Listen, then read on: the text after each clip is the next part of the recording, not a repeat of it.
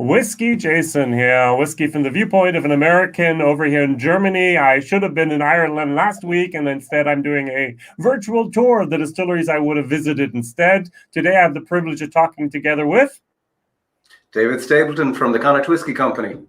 All right, very, very good. You were on my list of places to visit. Actually, we should have done this last week, but last week was a car crash, as you said. It was just terrible.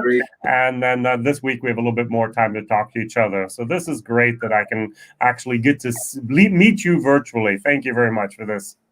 My pleasure. All right, tell us, first of all, who you are in this company and maybe how did you get interested in whiskey way back when? Right, well, I'm David Stapleton, and I am the founder of one of the founders of the Connacht Whisky Company. How did I get into whiskey? Well, I mean, it probably stems all the way back to my university days. So that was the time that we managed to get away from home and experiment a little bit.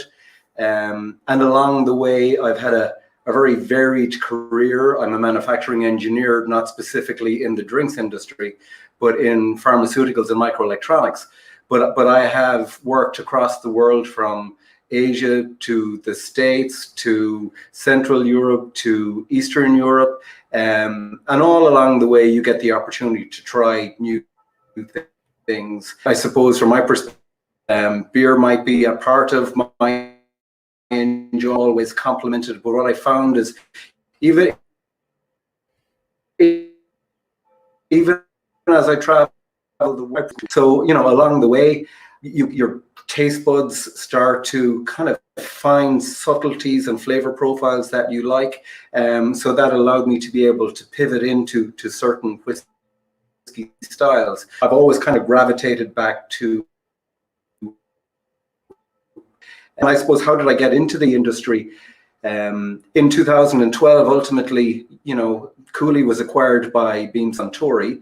And at that particular point in time, pretty much all the large distilleries in Ireland became owned now by international organizations. So ultimately, what was Irish whiskey's distilling identity in a purely Irish context? Now, that isn't to say that what people are doing in IDL or what people are doing in Bushmills isn't Irish, but I had a sense of, you know, well, what was it and what was it for me? Now, I live in the west of Ireland in the county of Mayo, which is right along the Wild Atlantic Way, which I'm sure everybody knows of. But the art of distilling had been lost to that particular area for 150 years. So when you bring all of the pieces together for me, it became like a little bit of a puzzle. And I'm intrigued by puzzles. So we looked at this, well, I looked at this and said, okay, well, if one were to do it, and if I like a style, could I replicate the style or create a style that might be very passionate to me? And I suppose that journey started in 2013 and we're now in 2020. So it's been a kind of a voyage of love, passion, of discovery, of mistakes and recovering and learning from those particular mistakes to basically what we have right over my shoulder here, which is a fully active distillery. And the highlight of our journey so far is that our first distillery, as of last year, there'll be 4 years this year, and all of the efforts of the last number of years will literally come to the point where our flagship will be released towards Q4 of this year, assuming that the COVID virus doesn't start to continue to throw a spanner in the works. All right, very good. I want to greet some of the people that are actually watching and commenting already. Tina from Germany, yeah. Thomas over here from Germany, also here from Germany. Alicia, I don't think she's German. And Eric says here, hi from Belgium. So just you mentioned everybody. Where you're at, and I'd like to show this on the map. I've been doing this a lot because Ireland is not the place that everyone knows where everything is. No. So down here in Dublin and up here, your Connacht Whisky Company. For me, one of the reasons I have not visited you so far on my trip was you're kind of far out of the way of normal tourist destinations. Let's say that. We are very far out of it. We are, I think we're almost Ireland's best kept secret. I think ourselves in Slieve League are very remote. You know, I think James made the point in his interview recently is that if you kind of draw a line across the center of the country from Dublin over to Galway, you know, 95% of the activity is to the south of that line. And there are very few distilleries, particularly in the Republic, north of that line. All right. Very, very good. Now, I'm sorry if the connection from David sometimes isn't great. I think you're using your Wi-Fi, and every once in a Yeah. while your voice is a little bit jumbled, but we'll work through this, and that's very, Okay. very good. Now, tell us, why was the Connacht Distillery built there in Mayo? Why that area? Well, I suppose I live in the county, which is the first thing, so it makes my commute relatively easy every day. So that's always a positive thing, right? Secondly, the company is called the Connacht Whisky Company. So Connacht being the region of 5 counties that's on that western peninsula. Ultimately, in order to find a location that was really, I thought was going to be our anchor, our brand home. It's going to be somewhere where we're not going to up sticks and leave this anytime soon. There was a very long selection process to find a site that would be suitable. In 2014, I came across this particular premises, and what really intrigued me is that this was a former bakery. So you have this beautiful, almost like a legacy, the use of grain to create bread versus the use of grain to be able to create whiskey. And I completely loved that journey. I think secondly, the facility is 27,000 square feet. So it's about, our 2,700 square meters. So it's fit for purpose for our size. And then more importantly, we have the beautiful River Moy, which is right adjacent to us, which is one of the premier salmon fishing rivers in the world, which is, I could throw a stone in it from my office. And we're 1 kilometer from the Atlantic Ocean. So we have this beautiful, rugged, natural environment. We have this beautiful maritime climate that I just felt was going to always be really, and a great building and a great story. It became it was an easy selection to choose here. Very, very good. Now, did you do this all by yourself, or did you have a team that started this distillery? Now, it's almost 4 years ago, I think, when construction started. So I acquired the building at the beginning, pretty much on the 3rd of January 2014. Okay. Now it was an old building, so we pretty much had 12 months of a build out in effect to modernize it, to literally, from IT to drainage systems to the orientation of the building, to new offices, to all sorts of stuff. So it took us a year to build it out. The equipment then came towards the back end of that year. And as you know, there's a fairly significant commissioning and installation phase. Everything has to be connected. We have to make sure that everything is tested before we're allowed and under basically regulations to start our distillation process. So we had a soft opening in October 2015. We basically had our first distillations then happened. Well, there were more boils at the beginning of 2016, and our first distillations happened in the middle of 2016. I don't do this by myself. So the company started with an American cousin of mine, PJ. And so PJ lives in Pennsylvania. And he too, area, right? Philadelphia, spot on, Jason. Yeah. So PJ basically was the chairman of the Philadelphia, or the Pennsylvania Liquor Control Board for a long number of years. Was also the chairman of NABCA, which is the Association of Control States. So unbeknownst to me, he was talking to the board people stateside, and I was, I was thinking about this on the Irish side.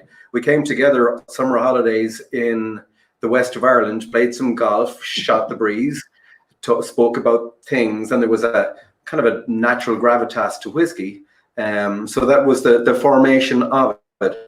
So I've 3 other partners actually, that are involved in the business. Tom Jensen, Rob Castle, and John Romanelli.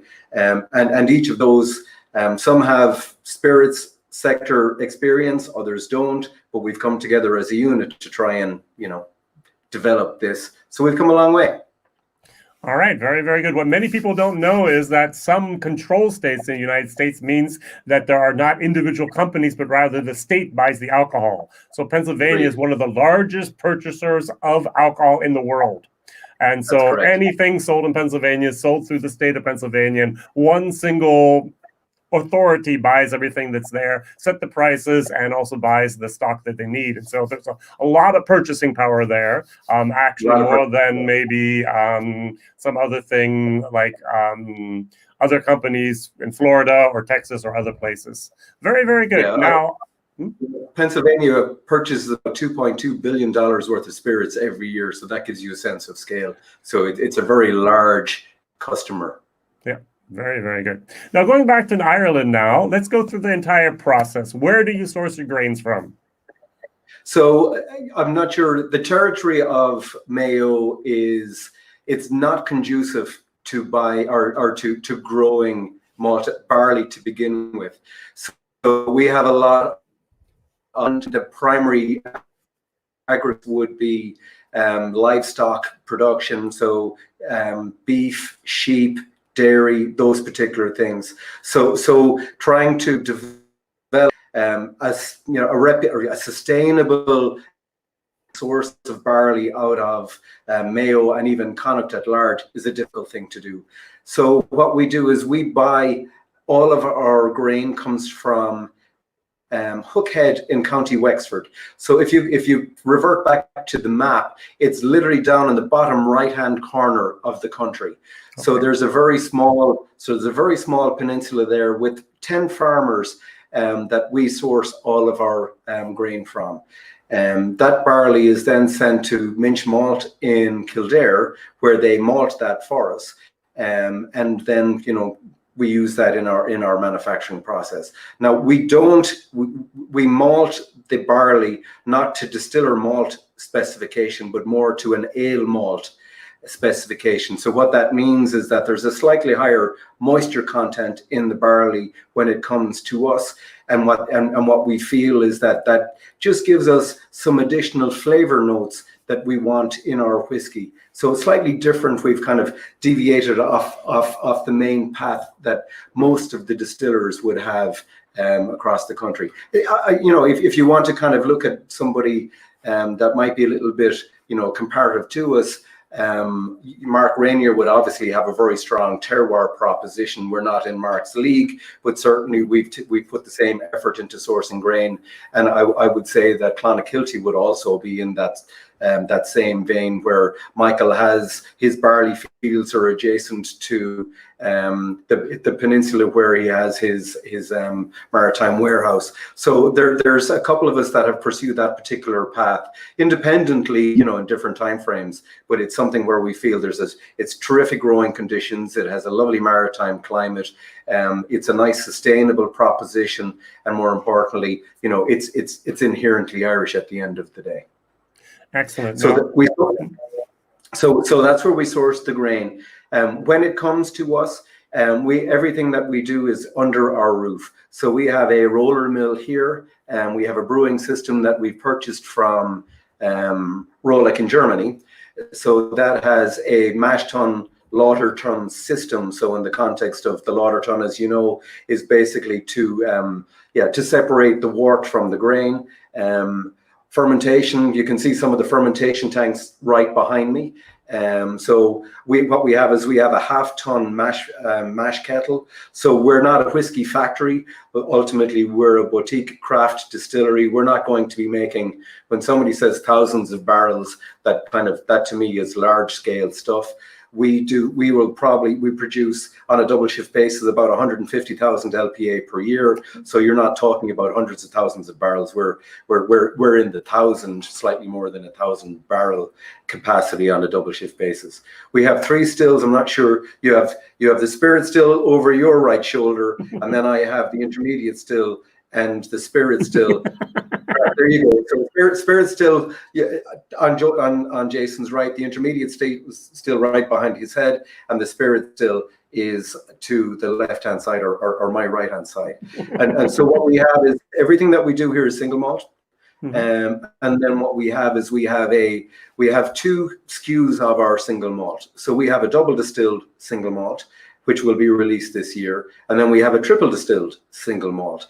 Now, what we do is specific to our distillation practices. We obviously know that there's a process of adding back basically heads and tails, foreshots and feints into the prior distillation. We've taken a slightly different approach on the management of the foreshots and feints.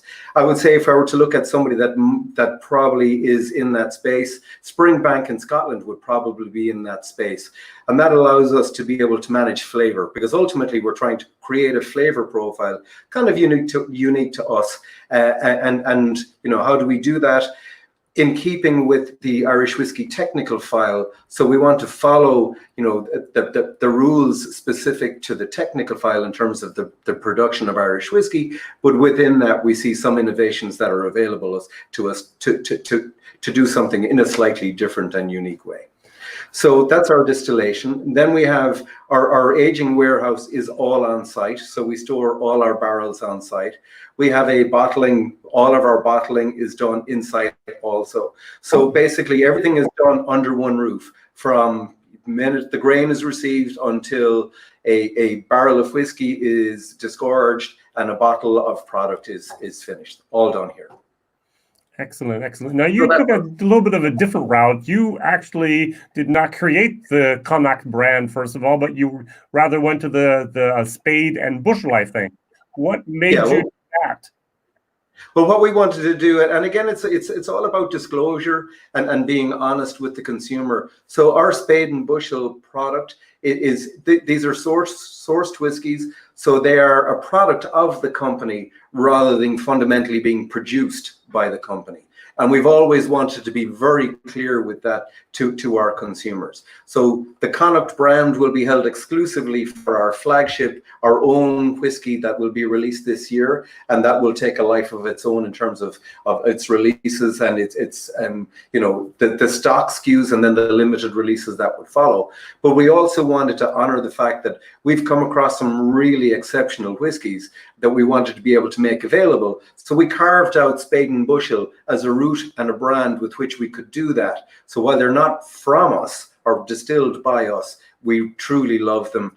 And what we've done is we've tried to affect the distillate through either a cask finish process or in some particular aging style that we would have here based on the warehouse being adjacent to the Atlantic Ocean, to create something that we can stand over, and it helps us in the context of our credibility to our consumers. Obviously our whiskey, it takes 4 years for our whiskey to come out as a minimum itself, so we want something along the way where we build both brand credibility and producer credibility along the way. All right, very, very good. The first bottle that I would like to show, and you can show it as well, would be our Ballyhoo Irish whiskey, which was a very unique thing. I always wanted to make a cocktail with it with cranberry sauce, cranberry juice. I don't know why, but it was very, very nice. And the bottle itself is also magnificent looking. Was it created extra just for the bartender scene? Well, this is it here. So yeah, if people can see, I need to go that way, right? So this is Ballyhoo. Yeah, there we go. We got it. So what it is, this is a very easy drinker. This is a single grain style Irish whiskey, and ultimately what we want to do is we want to bring people, maybe novices to the Irish whiskey scene, to be able to step into it without it being, you know, overly complicated, overly robust, you know, where you can taste it, you can savor it without it, you know, having the blowing the mouth off you type scenario, where you can get with some very strong, robust whiskies that are, it just takes a while. You have to gravitate in there. You have to, you know, you have to grow the palate to be able to understand the flavor. So Ballyhoo for us is really, it's that stepping stone into, you know, craft whiskies per se. It's a port finish. So the port is a tawny port from the Douro region. And ultimately, what does it do? You know, it allows, it's fully 100% finished in port. So all of the distillate goes into port for a minimum of 6 months. And that it gives it it complements the light grain style with kind of tones of berry, vanilla, maple syrup. And it's a really, really good starter whiskey at a good price point also. So like you said, it's very versatile, Jason. You can use it for anything. So you can use it neat, you can add it with a little bit of a mixer, you can create a cocktail with it. So whatever style that you like to take your whiskey with, Ballyhoo will fit. Very good. The next bottle that I thought was very unique was your Brothership blended whiskey. Now, it's not Irish, it's not American, but yet it's a combination of both. Whose idea was that? I mean, that was crazy interesting. Well, so this is Brothership, right? Again, we need to go that way. So this was kind of, I suppose, how did it happen? The company is a you know, it has an Irish aspect to it, but it also has a strongly US aspect to it. So this was almost like a marriage between the Irish side and the US side coming together to create something that was slightly novel and unique to us. Ultimately, there was a ship that was called the Brother that brought Irish immigrants from the west of Ireland all the way into Philadelphia back in the 19th century, around the famous famine times. The cues of it, the label is like a postage stamp. So that's writing home from the US to Ireland or from Ireland to the US. So this was just a really novel way to release something to the market that was really within the DNA of the company, how it came together, the journeys of our forefathers in the past and all of that sort of stuff. So really that was the purpose of it, not to create a unique style or give a category bender. And we got into trouble with the Department of Agriculture saying that we were breaching the technical file and we were doing all sorts of things. No, it's just a very nice blended whiskey. It's a 10-year-old American light whiskey, and we tried to blend with lots of different styles of American whiskeys that would complement a 10-year-old single malt. So we tried to mix it, blend it with a little bit of rye. The rye became too spicy and it spoils the sweetness of the Irish. So the light whiskey just became a very nice complementary aspect to the Irish whiskey. So it's slightly more Irish than American, but it comes together in a really nice sipping whiskey. All right, very good. The next bottle that I actually also liked was a couple batches was your Spade and Bushel here, 10-year-old single malt cask strength. And even some people wrote here in the comments, it's a beauty, and unfortunately it's discontinued. That was just some stock you had back then, wasn't it? So what we did was that we bought some stock from a source. I'm not allowed to say the source, back in 2015. So we've had that particular whiskey in our warehouse from 2015. And what we did was we did a limited number of, I think it was 5,000 bottles of the 10-year-old cask strength as a first release. Now what that has grown into I don't know if you have that one. I'm just going to bring it up here. So the next version of that is, if you can see it, the next bottling of that is a Spade and Bushel 12-year-old. Now what we did was you can see that it's a double barrel release. So we basically took the distillate, the 10-year-old distillate, put it back into fresh first fill bourbon barrels to be able to enhance the distillate, to give it more, to complement the vanilla, the butterscotch, the toffee tones with it. So it's still the same fantastic whiskey with a kind of a refreshed version of it to complement those lovely flavor tones. We also have some of that whiskey that's in Marsala barrels. So that's a 14-year-old whiskey now that we will look to early next year as a 15-year-old whiskey. So as I was saying to you at the very outset, we've tried to effect change with the distillates that we have, recognizing that they are fantastic whiskeys, but trying to add a little feature to them and a little flavor profile. For us, it's all about creating flavor. So the Marsala is going to be something to look forward to in 2021, I would say. Very, very good. There was also something I had at the Irish Whiskey Live in Dublin was the Amarone cask. That was excellent. I love that. Right. So this is, obviously I like all of the whiskeys because I get to have an influence in terms of the flavor profile. But this one, it's covering my face. It's a knockout. So this is my little go-to whiskey at the moment. So it has the same style distillate, underlying distillate. So it has gone through the bourbon finish or a bourbon cask process along the way. But what it does is that the Amarone gives it a lovely sense of plum. You get a sense of oak, you get nutmeg, you get cranberry, you get all of these different styles of whiskey. It's a real medium, smooth body whiskey, even though it's only a 5-year-old whiskey. So yeah, you got we bottled 100 bottles of it for Whiskey Live last year, and they literally walked out the door. Yeah. So we're ready to go again. We were going to release it for St. Patrick's Day, but then obviously the crisis now has kind of deferred those plans, but it's ready to go. And it is, so I'm the only person that really gets to enjoy that one for now. Will that be available in Germany, or is it just Ireland only distribution? Well, what we want to do is, we have Marieke Spritzer in Germany has taken on our brands, and she has been a very strong advocate for us in Germany. So I think it would be unfair not to send some whiskey to Marieke, considering that she has been a very strong supporter of the company from our inception. So you'll definitely find it in Germany. It isn't an endless source for us, so it is a very limited release. All right, yeah, that is the problem there. Very good. I just put in the website here and connachtwhiskey.com, so we can take a look at that. And Tina said, one walk to Germany with me from the Whiskey Live. She actually brought home. I only brought home the sample. I did a video about it. Yeah, no, it's fantastic.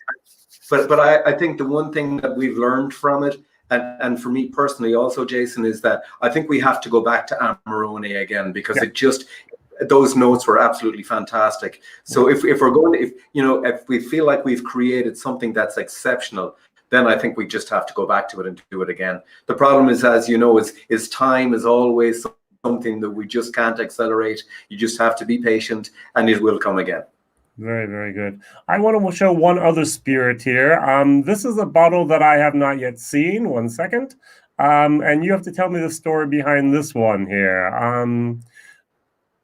That's an interesting looking bottle, and tell me a little bit about that logo as well, if you'd like. Well, so that is the mock-up bottle of our first release. So that's Connacht Irish Whiskey. So this, if you can, this is Connacht Irish Whiskey. So this is, I just pulled this from the cask this morning. So you can see it is so it is an Oloroso finished single malt. So it's gone through, in effect, 3 years of bourbon, and it is going through another year of Oloroso. Now, I often hear from people that, if you finish something, or you're trying to mask that, there might be a flaw in the distillate. Now, I am absolutely I'm not of that opinion at all. When we set out on our journey, we had certain flavor tones that we wanted to adopt and integrate into. We chose the pale ale to be able to give us some fruit tones in our distillate, a little bit of green apple, a little bit of honey, a little bit of roasted almond. You put it in bourbon, you add a little bit of vanilla and butterscotch, as we know, and then you add the Oloroso, and it gives it a bit of walnut, a little bit of caramel, a little bit of dried fruit. So this was the kind of a flavor profile when we were doing our early blending at the beginning to say, okay, where's the sweet spot? So the Oloroso finish is a very complementary aspect to the sweet spot. So that mock-up that you put out there, I think we're going to deviate that, because that was the mock-up we created 6 years ago at this point in time. So it's going to slightly change in terms of its appearance. The logo that you see, and you can probably see that a little bit of the logo over our shoulder, which is the company logo. Again, that's if you recognize on old maps, like from Christopher Columbus times, where they always felt that the world was flat, and if you sailed too far, you'd sail over the end of the world. You always saw dragons at the end of those particular maps. So the company logo, which was also in that mock-up, reflected the journey to almost the end of the world and the voyage, right? So you can the voyage to other areas. It was uncharted. It was, going a bit like Star Trek, going where no man had ever gone before, in effect, right? So I can't say we're Picard or anything but that's where we wanted to do, and that's where the logo, both on the bottle and the logo of the company, that's how all that comes together. Very good. Now tell me a little bit about the barrels. Where do you get your bourbon barrels from? Where do you get your sherry barrels from? And will any other barrels be in the process later on? So we have a motley crew. We obviously have Oloroso sherry barrels. So we spent a long time trying to identify a very unique source for Oloroso for us. So they come from an artisanal bodega, Fernando de Castilla. They make outstanding Oloroso sherries. We take our bourbon barrels obviously come from Kentucky. They come from Heaven Hills, but we specify that they are a 4-year-old dump, so that they're fresh, and they're of a very specific SKU. I won't name the SKU within Heaven Hills, but we prescribe what those are. We have Marsala, we have Amarone, we have Sauterne, we have rum. So we're looking at lots of different things. As I said, it's all about flavor profile for us and creating some really, really interesting expressions.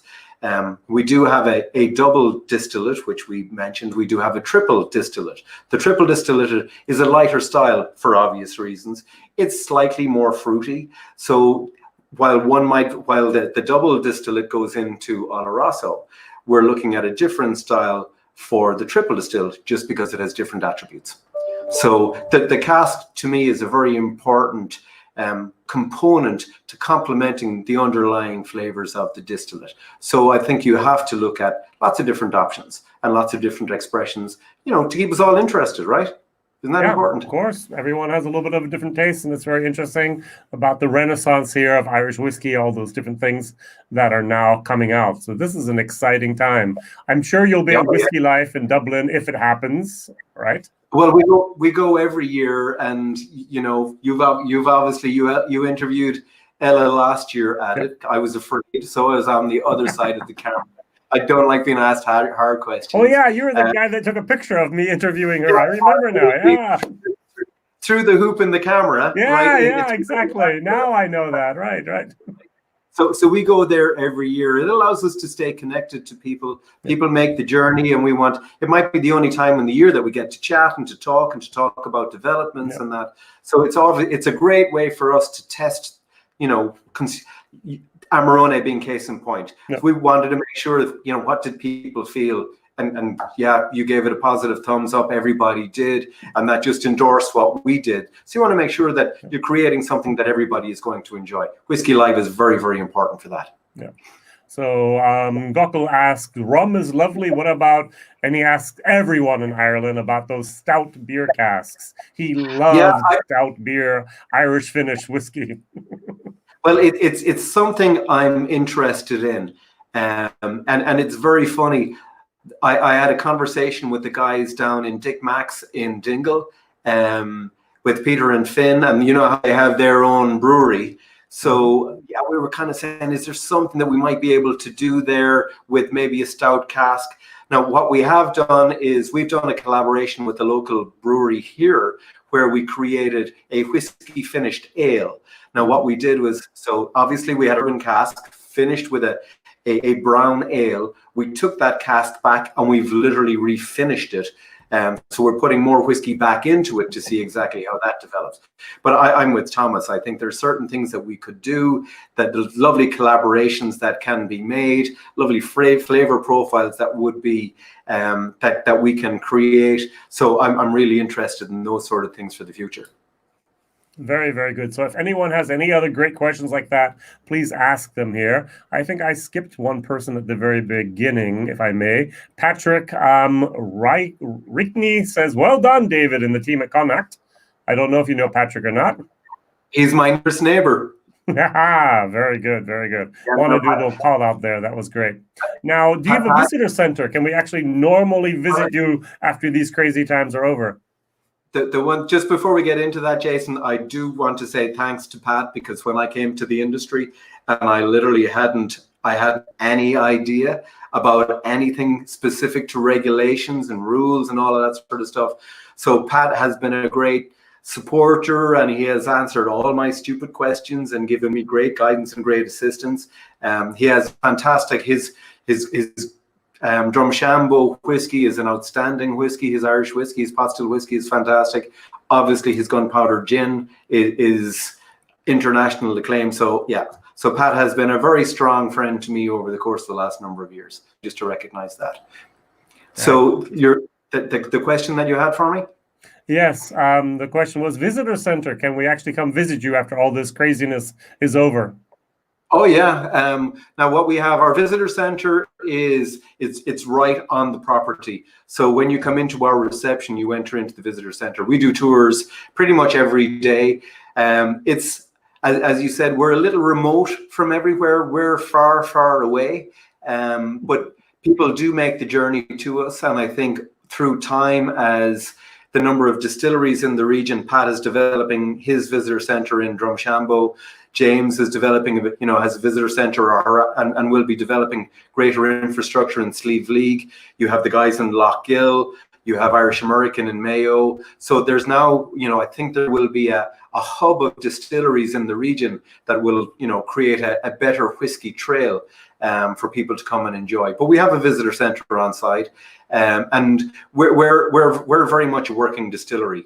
So, and I know Tina was here last year. We bring you, so what you see behind me, we bring you into the environment. So you smell it, you hear it, you see the distillers doing what they do each and every day. And I think that gives a sense of, connectivity to the operation. We obviously have to finish it off with the tasting. It wouldn't be any fun otherwise, right? So we do all that on site. Everybody to come to the distillery and just enjoy what it is to offer. Now, what I would say is that we don't do food or anything here. So it's just a visitor center, it's just a tour, and we see ourselves as we want to complement all of the local businesses in the area rather than compete against them. So we've made that very specific choice, so that we're partners and we become, a nice attribute to the local vicinity and a nice, complement to the tourism offering. All right, very good. Now, the good thing about internet and the bad thing is people come and go. So this question we answered before, but we can answer again. When do you plan to release your own bottlings? So we're in the middle of it right now. So the plan is to release it September, October timeframe. It will definitely, if Whiskey Live goes ahead, it will definitely be there. But certainly what we want to do is try and take advantage of, Q4 is a very strong season for sales of whiskies and releases at the back of every year for the holiday season. So our intent is to be prepared for that. So subject to the crisis and everything just calming down and the world reverting back to some sense of normality, whatever that becomes, we intend to have the flagship released, the first batch of that released in Q4 of this year. Very, very good. David asked, how hard is it in normal times to raise investment, and do you feel rural distillers are disadvantaged in this regard? Specific to the investment is always difficult. The challenge for any distillery is that we make it today and we don't sell it until some point in time in the future. That could be 4 years, that could be 10 years, that could be longer. So what you have to do is, your investment is going to have three particular phases. Firstly, you have to build the infrastructure, put the equipment in place. Then you have all the operational costs for utilities and people and payroll and insurances on all of that sort of stuff, and grain and that. And then the third part of it is all the inventory that's set aside that you have to pay for now, but you can't, you don't get the benefit of it until some point in the future. So every distillery has to go through the same process of fund. Now the question is the scale of it. How big is your distillery going to be? Are you a million LPA distillery? Are you a 500,000 LPA distillery? Or are you something lower than that? All of those is going to drive the amount of capital that you have to raise. I think the if you're going to build something in a city, obviously the cost of real estate is going to be far more expensive. The licensing restrictions and the health and safety and all of those certifications are going to be far more restrictive. Traffic movements are going to be far more restrictive. So that's going to bring its own level of complexity that maybe a rural distillery won't have. The cost of the development will obviously be cheaper in a rural capacity, but the corresponding side of it is specific to the visitor center. I know if you take Teeling's last year, they had something like 150,000 people come through their visitor center. I get 5. So there is a function of how do you accrue revenue along the way to offset the investment. So depending on the scale of the project, depending on, you know, how big you want it to be, how much whiskey you want to make. And I suppose the one thing that I didn't mention is the sales and marketing costs to develop a new brand are very, very significant. So how do you bring all costs as well? Yeah. Global costs, Jason, absolutely. And that's not just a function. Even if we want to try and become established in Ireland, you're still trying to go up. And this is, you know, this is marketing and sales. You're a newbie. You know, lots of businesses have been at this for a very, very, very long time, have established those relationships, and we're trying to break into that. And that's a difficult thing to do. So the scale of investment is going to be a function of the size of the entity that you want to create. I wouldn't see a huge difference between rural and urban as one is right and one is wrong. But I certainly think in the context of our story, we chose rural because, you know, it's maritime. It brings us all of these other things that are a function of our story and our belief in terms of the product and what it might be. So you have lots of decisions to make along the way. All right, excellent. So your audio quality is great. The video quality is a little bit lacking, but we're going to live with this for the next 5 minutes or so. Now, my last question is 31 distilling, actually operational distilleries at the moment in Ireland, with maybe another 10 to 15 planned or in construction. When is the saturation point actually reached for Irish whiskey distilleries? Your opinion? My opinion, I think there's 115, 120 distilleries in Scotland. So we have 30. Specific to market share in a global capacity, like while we are growing year on year, again, it's off a very, very small base. What we're seeing is huge organic appetite by consumers for Irish whiskey. They're also they're becoming a little bit more sophisticated. They're looking for new flavor profiles. So specific to where we are, we have 31. We have 4 major distilleries, 4 or 5. We have Tullamore brands. We have Jameson. We have Bushmills. We have Beam. We have Great Northern coming through. We have Teeling. We have Bernard Walsh. We have so none of, you know, we have a small number of companies doing great things, but I certainly think that the inertia that's being created by those companies gives opportunity to the smaller guys. We have a classic phrase here where a rising tide carries all boats. So we're all hoping, and I think we're seeing through the development of our government agencies like Bord Bia, that the sense of what Irish whiskey is becoming a more known thing, that I think there's greater education for the consumers. And all of those things are creating demands that the Irish distillers will hope to leverage and build on. So I don't see a saturation point at 30. I think there's plenty of room globally. And if you look at the trends of the marketplace trends, US is still growing year on year. Russia is really becoming, you know, a strong heartland for Irish whiskey growth. Germany, France, Australia, South Africa, you know, South American countries like Brazil are becoming very, very eager. We haven't even touched into Asia or India, China and so on. Come on, India. Absolutely. So I think I don't have any anxiety specific to the opportunity for Irish whiskey. But what I do worry is, you know, it's not an easy path. It's not a 3-year get in and get out and you're done. It's almost like a lifetime play. You know, you're at this, it's going to, we haven't even touched, really momentum in any meaningful way. And I'm still at this for 8 years now. So you have to be committed to the course. That's the most important thing as I see it. But I don't see saturation for Irish whiskey anytime soon.